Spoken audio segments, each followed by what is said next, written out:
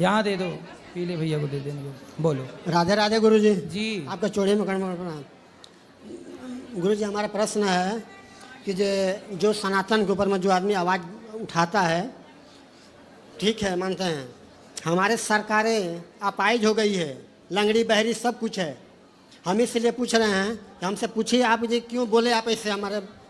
ऐसा क्यों बोला आपने? हमने इसलिए बोला कि विदेशों में हमारे जितने आदमी हैं फंसे हुए हैं सऊदी अरब में, वो वहाँ तड़प के रो रहे हैं जेलों में। हमने सऊदी अरब में गया 2017 में काम करने के लिए। हमसे सऊदी बुलाया ड्राइवर के रूप में और काम करा रहा था दूसरे। हमने बोला कि नहीं जाएंगे, हमको इंडिया भेज दो, उधर में हम काम नहीं करेंगे। हमको ज़बरदस्ती वहाँ रखा गया। पुलिस के थाना कोर्ट कचहरी वहाँ पर पूरा मैंने घुमा उधर में, हमारे पास से पूरा डॉक्यूमेंट है। हमने 5 साल हमको वहाँ रखा गया।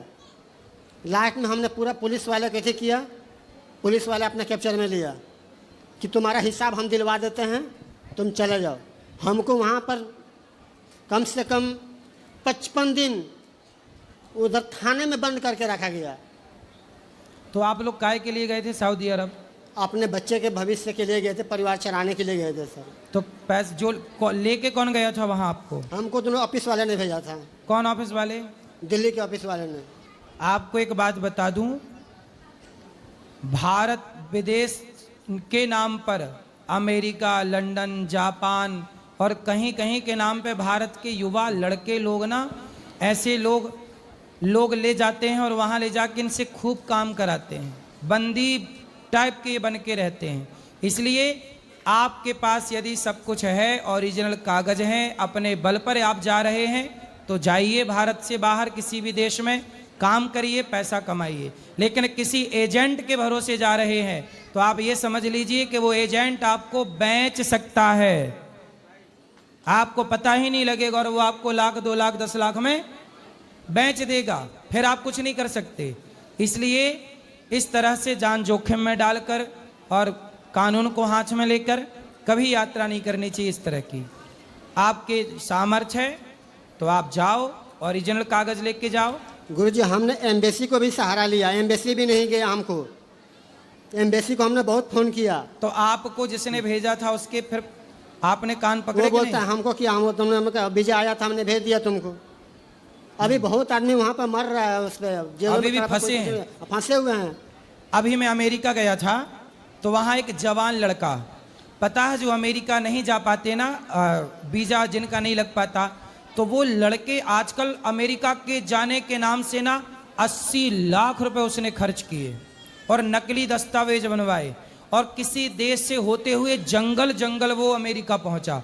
मतलब अमेरिका के बगल का कनाडा का वीजा लगवा लिया, फिर कनाडा से बॉर्डर पार करके अमेरिका चला जाने का प्रयास किया।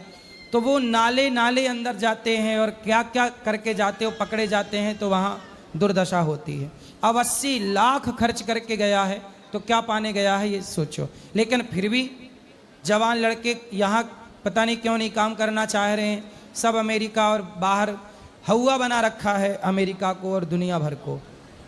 ये कुछ भी नहीं है, भारत से अच्छा इस पूरी धरती पे कुछ नहीं है।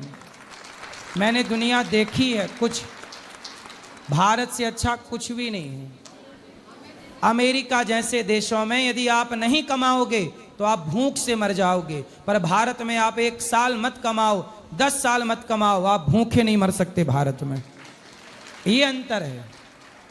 फिर इसलिए भारत तो भारत है, भारत की बराबरी कोई नहीं कर सकता। तो गुरुजी बताइए हम क्या करें। हमारे 3 बच्चे हैं, 3 बच्चे, एक मैट्रिक में पढ़ रहा है और एक बीएससी कर रहा है मेरा लड़का, और एक 7 में पढ़ रहा है। अब बताइए, हम तो वहाँ पे जेल से आया, वो थाने में था, जेल में नहीं था। आप अब यहीं कमाओ, बच्चों का, बच्चे यहीं हैं कि वहीं सऊदी अरब में हैं? नहीं, यहीं पर है। तो आप कमाओ और अब सबको ये सलाह दो। आपने अच्छा बोला, हमने भी बोल दिया, कभी इस चक्कर में ना पड़ो, किसी एजेंट के द्वारा किसी देश में जाने की जरूरत नहीं है। तो क्या करें सर, हमने गुरुजी हमारी माँ को कैंसर हो गया था, हमने कम से कम 10 आ लाख सकते हैं और उनको लाने का प्रयास किया जाए। बाकी तो हमारी आवाज़ तो वहाँ तक अभी हमने 5 न्यूज़ चलाया, 5 आज में कभी तक खबर भी नहीं आया कि तुमने हमको जो कोई ये सब आवाज़ दबा दिया गया उधर में। चलिए, भगवान सबको आज़ाद करें। ऐसे ये भी एक प्रकार का नर्क है।